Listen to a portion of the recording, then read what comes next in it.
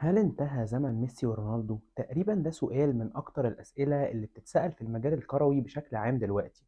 ولا الناس مهتمية بفكرة مين هيتوج بالدوري الإنجليزي سواء أرسنال أو مانشستر سيتي، ولا حد مهتم بهل باريس سان جيرمان هتقدر في يوم من الأيام إن هي تكسب دوري الأبطال، أو هل بيب جوارديولا هيقدر يحققه مع السيتي. كل السؤال الأقرب دلوقتي، وخصوصا مع تصدر لاعبين كتير جدا متمثلين في إيرلينج هالاند وكيليان امبابي وفينيسيوس جونيور وغيرهم كتير جدا، المشهد إن هل فترة وزمن ميسي ورونالدو انتهوا؟ لو هنتكلم عن الموضوع ده كده فانت هتضطر تتكلم عن كل لاعب لوحده. ليه؟ لأن من الواضح إن كل لاعب اختار لنفسه مجال غير الآخر، بمعنى إن الاتنين ما نووش إن هما ينهوا مسيرتهم بنفس الشكل. واحد زي ليونيل ميسي من وجهة نظري اختار اللي هو ينهي مسيرته بالتتويج بكأس العالم، وعلى الرغم من الأداء التاريخي اللي قدمه ميسي في كأس العالم، إلا إن كلنا لاحظنا فعلا إن في تغير غير طبيعي وهبوط في مستوى ميسي مع باريس سان جيرمان، وخصوصا في الفترة ما بعد تتويجه بكأس العالم. وإن اللعيب بمعنى أصح، أو كل الناس بتقول إن هو خلاص شبع من البطولات، وشايفين التوجه الحالي لواحد زي ليونيل ميسي إن هو هيروح برشلونة، أو هيرجع إلى نادي الأم اللي قضى فيه 18 سنة من مسيرته وحقق معاهم كل البطولات الممكنة، أو بمعنى أصح الراجل رايح بس عشان يرد الجميل ويعتزل في النادي اللي هو كانت أمنية حياته إن هو يعتزل فيه. هيلعب موسم ما أعتقدش إن هو هيقدم فيه الكتير، ولكن طبعا ميسي إضافة في أي فريق ممكن إن هو يروح له حتى لو بيحتوي على نجوم العالم كلهم. ما بالك بقى فريق زي برشلونة لسه يعتبر واحد زي تشافي مدرب صغير بادئ مشروع، ولسه يعتبر بيبني الفريق على مرحلة ما بعد ليونيل ميسي. ميسي هيضيف لهم الكتير، ولكن ميسي نفسه في خلال الموسم ده مش هيضاف له أي شيء في خلال مسيرته العظيمة. ودي وجهة نظري المتواضعة. أنا شايف إن ميسي وخطوة إن هو يخلص أو يعتزل في برشلونة الموسم ده، على عكس ما كان ناوي إن هو هيعتزل في فريق دافيد بيكهام في أمريكا، وعايز فعلا يعتزل في برشلونة، وإن هو هيروح يمضي موسم واحد يكون هو ده الموسم الأخير وموسم الاعتزال. فأنا شايف إن هي خطوة لا تعتبر إلا رد جميل لنادي برشلونة على واحد من أساطير الكورة زي ليونيل ميسي. مفيش شك طبعا إن ميسي هو أفضل لاعب في تاريخ كرة القدم بدون أي استثناءات أو أي مقارنات، وإن ميسي لولا إن هو توج بكأس العالم كانت آخر كذا سنة في مسيرته هتعتبر إن هو بينتقل من فشل لفشل. ليه؟ لأن هو فشل فعلا مع برشلونة في آخر سنين، وحاليا هو يعتبر مش مقدم النجاح الكافي في فريق زي باريس سان جيرمان، لأن باريس سان جيرمان كده كده هو بيتوج بالدوري الفرنسي سواء موجود ميسي ومبابي ونيمار أو مش موجودين حتى الثلاث لعيبة دول. ولكن الفكرة كلها في استخدام ميسي واستخدام كتير جدا من نجوم العالم في الموسم اللي جه فيه ميسي، وهو 2020 2021، هو الحصول على ذات الأذنين الشامخة وهو دوري أبطال أوروبا. ودي المهمة اللي فشل فيها ميسي مع باريس سان جيرمان لعامين على التوالي. ولكن مفيش شك إن ميسي حقق كل البطولات الممكنة حرفيا، والكلام ده أنت مش بتقوله عشان هو أفضل لاعب في التاريخ.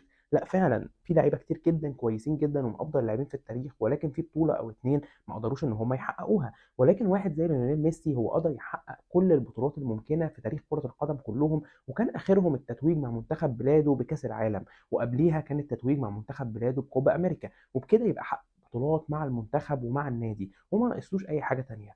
فانا من وجهه نظري الشخصيه شايف ان هي خطوه حلوه جدا من ميسي ان هو يرجع لنادي الام والنادي اللي صنعه فعلا، ويعتزل معاه في الموسم القادم باذن الله 2023 2024. ويا حبذا كمان بقى لو ميسي قدر ان هو يتوج باي بطوله مع برشلونه، سواء الدوري الاسباني او كاس الملك او حتى كاس دوري ابطال اوروبا او اي بطوله مع برشلونه، ويختتم بيها مسيرته ويبقى اعتزل من الباب الكبير. انت كمان قول لي ايه رايك في مسيره ميسي، او ايه رايك في انتهاء مسيره ميسي؟ لان طبعا مسيره واحد زي ليونيل ميسي زي ما قلنا هو افضل لاعب في تاريخ كره القدم، مفيش اتنين يقدروا ان هم يختلفوا عليها.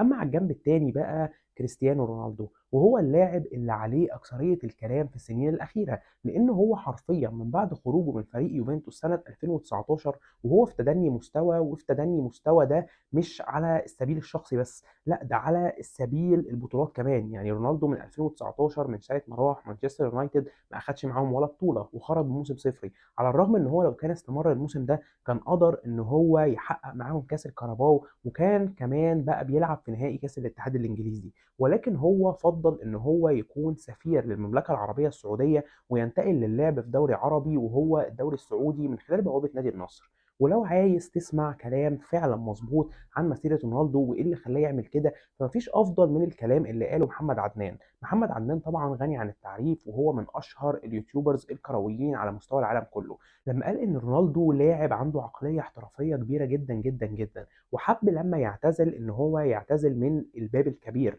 زيه زي امثله لعيبه كتير جدا عملوا نفس اللي عملوه رونالدو، وكانوا عايزين يروحوا لفرق صغيره او لفرق في دوريات صغيره نسبيا عشان يقدروا ان هم يفوزوا معاهم بالدوري والكاس، ويقدروا ان هم يحققوا معاهم تاريخ. امثالهم بقى واحد زي رونالدو الظاهره، وواحد زي دي روسي، وواحد زي كاكا، وواحد زي جيمس رودريجيز اللي بيدور له على نادي، ولاعيبه كتيره جدا. طبعا باختلاف المقارنات، وان رونالدو احسن من اللعيبه دي بشكل كبير جدا، ولكن تقريبا ده اللي رونالدو بيسعى له حاليا. رونالدو كل اللي هو عايزه ان هو كان يروح نادي النصر السعودي، ويقدر ان هو يرفعهم ويتوج معاهم بالبطولات، ويقدر ان هو يكون سفير للمملكه العربيه السعوديه بشكل عام.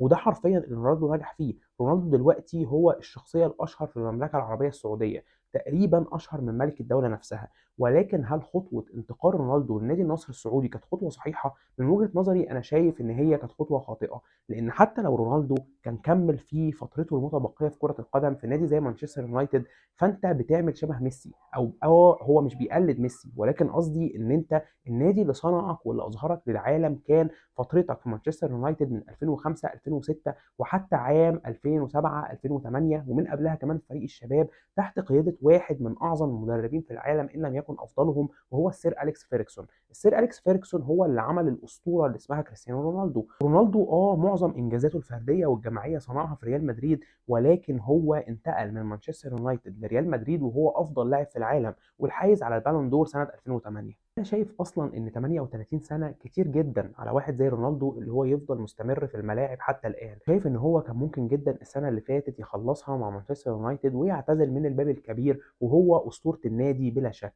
ولكن اللي عمله رونالدو غير مناسب حتى لامكانيات رونالدو. ليه بقى؟ لان رونالدو طبعا هو بالنسبه لي واحد من افضل 5 لعيبه في تاريخ كره القدم بشكل عام، ولكن اسلوب رونالدو في اللعب بيعتمد على المجهود البدني والتدريبات اكتر ما هو بيعتمد على الموهبه. رونالدو موهوب، ولكن مش بقدر الموهبه اللي عند لعيبه كتير، زي واحد زي زين الدين زيدان، واحد زي ليونيل ميسي، واحد زي نيمار. الناس دي بيبقى لعبها متيقن ومصبوب على موهبتهم اكتر ما هو مصبوب على تدريباتهم والمجهود البدني اللي بيبذلوه.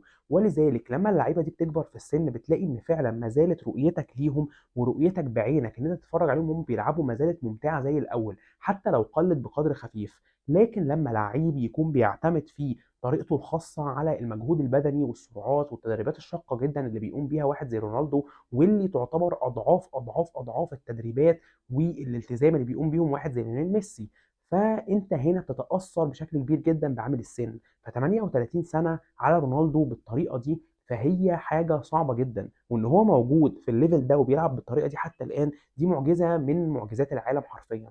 اما بالنسبه لمستوى رونالدو الحالي، فانا شايف بالنسبه لي ان هو مش ده كريستيانو رونالدو، ولكن هو مستوى جيد جدا. مستوى ما يدلش ان ده لعيب عنده 38 سنه، وما يدلش ان ده لعيب في اواخر ايامه، ولكن الاختيار نفسه ان هو يلجأ للدوري العربي وان هو يروح نادي النصر السعودي كان اختيار خاطئ. انا من وجهة نظري كنت شايف اما ان هو يعتزل في مانشستر يونايتد، واما يعمل زي اساطير كتير ويروح يلعب له سنه ولا اتنين في الدوري الامريكي، يعمل فلوس مع انه مش ناقص فلوس طبعا، وكمان يعمل له شهره هناك شويه ويعلي من الدوري الامريكي ومن مستواه، ويعتزل بعد ما يختتم السنتين بتوعه مع اي فريق ايا كان ايه في الدوري الامريكي. اما في النهايه فاللي انا عايز اقوله ان زمن ميسي ورونالدو انتهى، وزمن الارقام القياسيه اللي هم صنعوها انتهى. وزي كل حاجه في الدنيا، كل حاجه ليها فتره وبتنتهي. حتى انت نفسك كبني ادم، فانت عمرك مش باقي، وهيجي عليك يوم وهتروح عند اللي خلقك.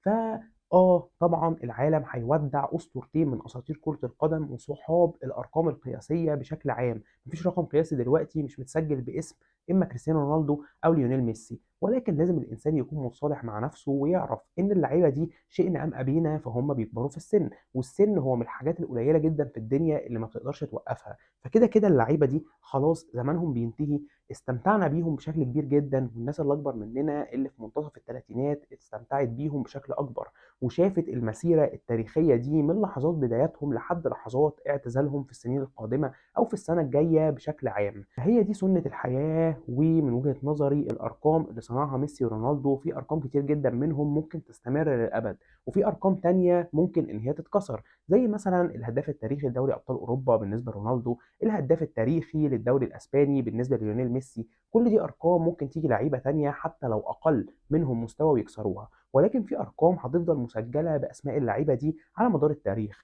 وهو عدد البالون دور اللي قدروا ان هم يحصلوا عليها، وهو عدد السنين اللي قعدوا في تنافس معاها. ومثلا فكره الهداف التاريخي لنادي كبير جدا وافضل نادي في العالم زي ريال مدريد اللي بيحمل اللقب ده كريستيانو رونالدو. فسنه الحياه ان كل حاجه زي ما ليها بدايه تكون ليها نهايه. وده الكلام اللي كان عندنا، وده شرح البسيط لفكره انتهاء زمن ميسي ورونالدو اللي كلنا بنعاني منهم حتى الان، وان الناس كلها هتودعهم باشد الحزن. وفي النهايه يا ريت تقول لي ايه رايك في طريقة انتهاء عصر أو مسيرة كريستيانو رونالدو وطريقة انتهاء مسيرة ليونيل ميسي. وأشوفك الحلقة الجاية، سلام.